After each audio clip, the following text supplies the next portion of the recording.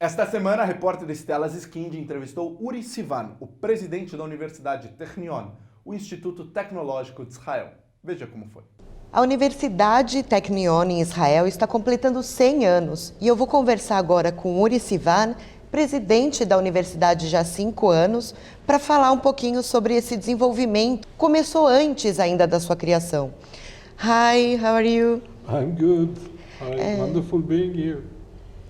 Conta um pouquinho sobre esse desenvolvimento de 100 anos da Universidade de Technion. O que isso ajudou o Estado de Israel? Yeah, so as you were saying, this year is a very special year for us. It's our centennial, 100 years exactly since we opened our doors. But actually the history of the Technion is older than that. The history of the Technion dates back to 1901, the 5th Zionist Congress. I remind you, you may know that it was still part of the Ottoman Empire. Turks have been ruling the country for 400 years, and still three visionaries have this idea that if there is to be a Jewish state in that part of the world, first thing they will need is a technical university, an engineering school. And it took some time. First World War came, and the country changed hands from the Turks to the British mandate. And eventually we opened our gates, 1924, 17 students, that's it. It was a very modest beginning. By the way, just one girl and 16 male students. But I'm very proud because now it's 50-50.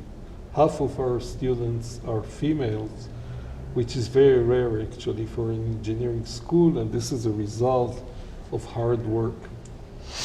Now, if you do the algebra, the accounting, of course you will realize that the Technion is about a quarter of a century older than the country itself.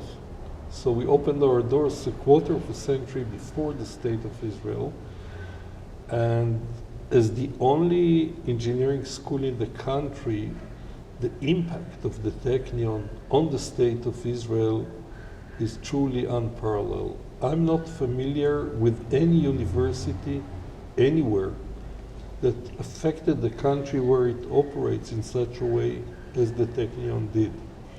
So today, even today, when you travel around the country, essentially all the civil infrastructure you see, the railroads, roads, water desalination, water system, electrical grid, etc., you can trace all of it to Technion graduates. And same is true for our industry. The fact that we have a highly developed aerospace industry. We make our own drones, we launch our own satellites, and of course the celebrated anti-missile systems that are so important in the past year or in the past years. It can all be traced to Technion graduates. And so is the rest of the industry. Microelectronics and optoelectronics and nanotechnology and quantum technologies, you name it, we have our fingerprints there. So in a sense, you know, we are celebrating our centennial, but it is more than that. I mean, our history parallels the history of the Jewish people in the past 100 years, from diaspora to an independent country. So I feel that this is a very special year, not only for us, but for the whole Jewish people. Yuri, conta um pouquinho dessa visita aqui para o Brasil. Vocês estão trazendo alguma tecnologia também de Israel?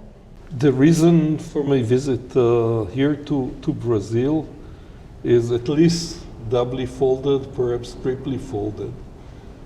First of all, I'll be meeting with university presidents here, research institutes here, the Albert Einstein Hospital, and other institutions, great institutions, with which we hope to form stronger collaborations.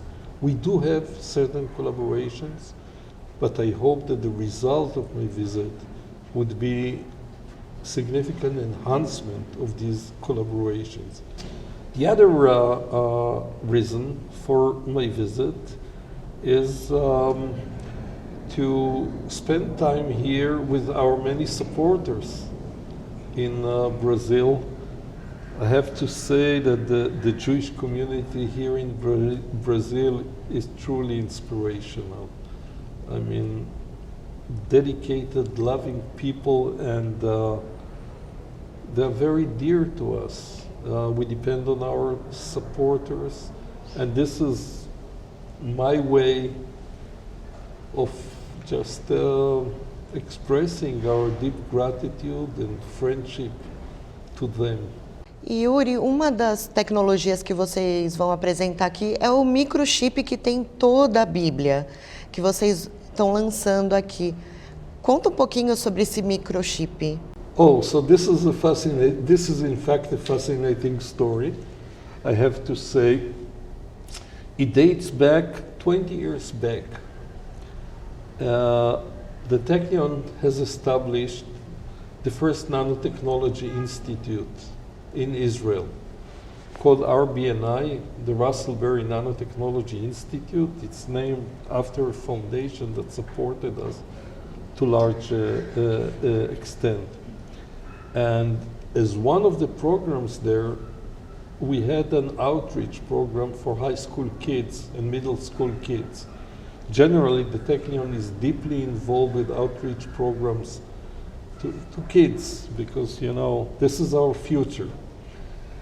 And so we're trying to explain nanotechnology to these kids. And we found out that, you know, nanotechnology, the name comes from 1 nanometer. 1 nanometer is 1/1000th of a meter.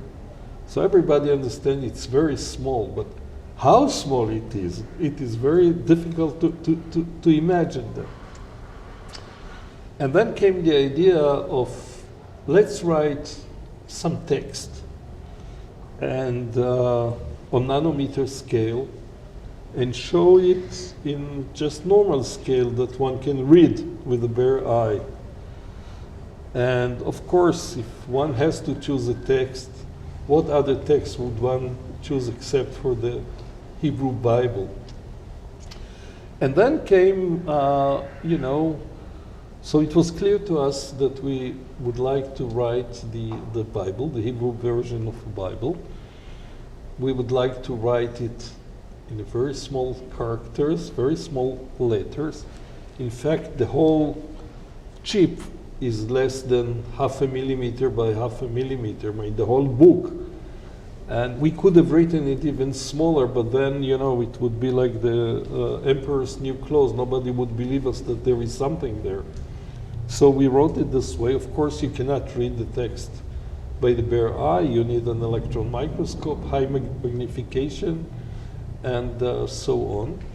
It was also important for us to reproduce the oldest way of writing, which was engraving in stone, essentially. So we wrote it on a silicon chip. Silicon is essentially a stone.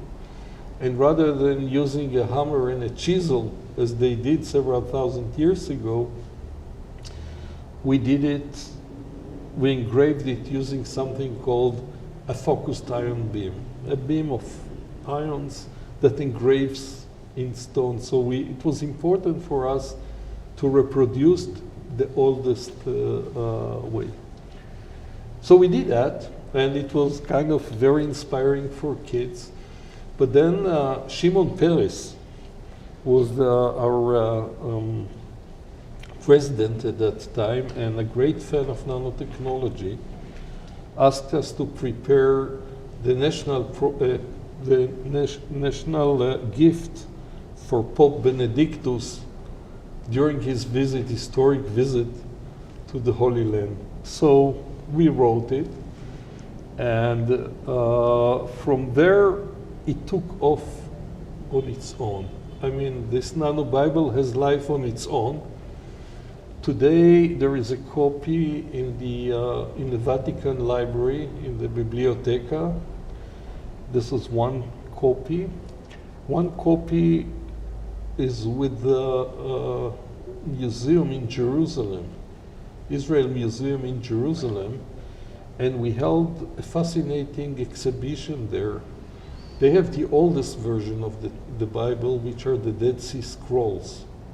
They date back 2,000 years, and this is the oldest version, and we display this Nano Bible together with the Dead Sea Scrolls as the oldest and the newest version of the same Bible, which was, still when I'm saying that, my hair stands out.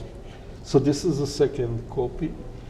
And then there is one copy in the Smithsonian Museum, in the Dibner Library. And now you have a copy. That's it. So 4 copies altogether. We have one in our visitor center, so it's 5 copies. E agora, em meio à guerra, o que a Universidade Technion está ajudando com as tecnologias? October 7th was a total meltdown of all institutional authorities, the military, the government offices, they all melted down, essentially. And universities, together with other civil organizations, actually saved the day. So let me just describe to you a university under war. First of all, I have to say that Technion took a major hit on October 7th and also in the months that followed in the war. About 80 members of our community have lost family members, either murdered on October 7th or in the war that followed. Parents, children, siblings. Some of our students have fell in action. Many of them were drafted. I'll tell you a little bit about that in a second. Some of them were killed in action. Some of our alumni were killed. 12 members of the Technion family have been abducted to Gaza. 3 were released. 2 were murdered in Gaza, and the fate of the rest is unknown to us. So first thing was just to embrace those whose life stopped on that day or in the war that followed. And the role of community is incredibly important in that respect.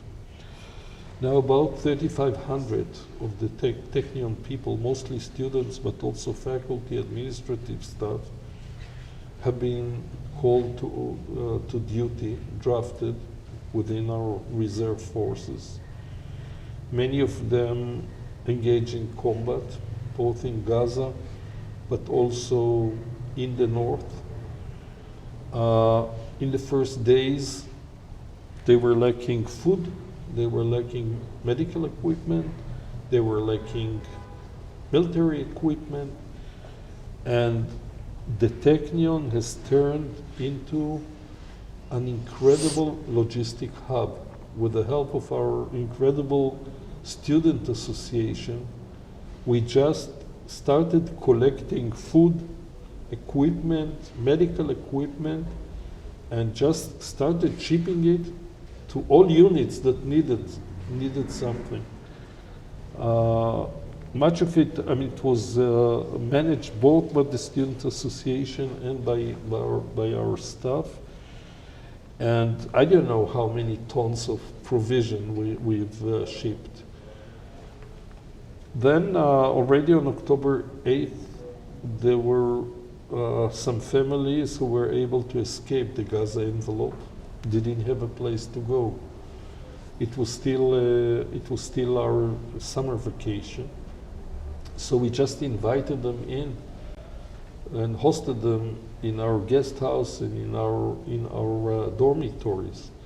All in all, during the first half year or so, until the year started, the academic year started in January, it was slightly less than half a year, hundreds of families found refuge in our campus, not only from the Gaza envelope, but also communities that were evacuated in the northern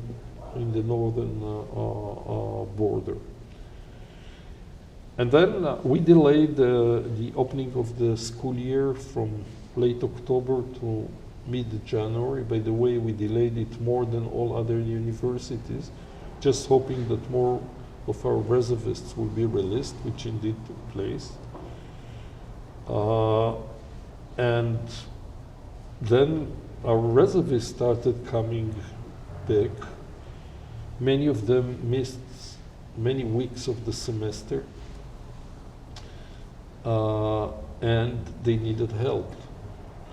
So we have established, with the help of our friends like here in the Brazilian Friends of the Technion, we established an emergency fund. First challenge was that many of our students actually lost their jobs, serving for so long in doing their reserve duties. Families lost their businesses, spouses lost their jobs, and there was an immediate need just for financial support, which we did, and we are still doing that. And I'm talking about millions and millions of dollars, all in all. So this was first challenge, and I have to say that this was the easiest challenge in the way. It's the most straightforward. But we have many other channels of emotional support, psychological help, and even psychiatric. There are some cases where drugs are needed, etc. And I have to say that the whole Technion family has been truly inspirational. So we have contained the situation. I mean, it is still there. Nobody knows what will happen in the next few days. But I can tell you that a university, and certainly the Technion, which is a very resilient institution of very long tradition, it is really a bastion for society. It is a bastion of society. People rely on us, and we feel responsibility to addressing their needs. Both Technion people and also communities around us. And of course, there are other aspects. We're very active, but I won't go into it. Another challenge was that the Technion is a very inclusive university. We have a long tradition of being open to everybody, and we have approximately 3,000 Israeli Arab students in our campus. Now, you may be aware of the fact that there has been a lot of tension between Israeli Arabs and the Jewish population, and we had to contain that. Luckily, we have long tradition of living together. I had the expression coexistence. We don't coexist together. We live together. Technion is very special in that respect. Arab students and Jewish students are sharing the same dormitories. They share apartments. They really live together. But we are very concerned about the tension. There was, in the general population, there has been tension. We took different measures like workshops, etc. And you know, the year is ending now, and I'm very proud. I can't tell you how proud I am in the fact that there hasn't been even one event of violence on campus. And you know, just today I published, or the Boston Globe published a piece of mine about US campuses and boycotts and so on and so forth. And it is a striking contrast. I mean, the fact how we were able to hold the campus together and go through these very difficult times together as a community. So generally, universities are really, they're bastion in time of need. Uri Sivan, muito obrigada por ter vindo aqui falar com a gente, trazendo todas essas informações e tudo de melhor nesse mandato como presidente da universidade. Thank you. It's great being here. I've long waited to visit Brazil. Last time I've been here was probably 20 years ago. I actually admire this country. I admire the academia here, the industry, and most of all, the people. So I'm very happy to be here. Looking forward to the rest of my visit. Thank you. Thank you.